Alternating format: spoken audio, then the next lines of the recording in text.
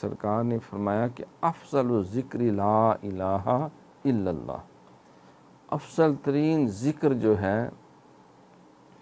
وہ اس بات کا اعلان اور اظہار ہے کہ اللہ کے سوا کوئی عبادت کے لائق نہیں ہے۔ جس نے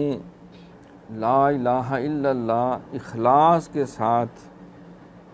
اپنے قلب کے تائید کے ساتھ اقرار باللسان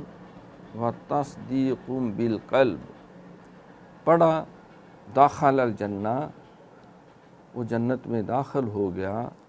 اس نے جنت کا راستہ پا لیا ہے۔ کلمۃ طیبۃ کشجرۃ طیبۃ اصلها ثابت و فرعها فی السماء، پاکیزہ کلمہ ایک پاکیزہ درخت کی طرح ہے جس کی جڑیں زمین میں بڑی گہری ہیں اور جس کی شاخیں آسمان تک پھیلی ہوئی۔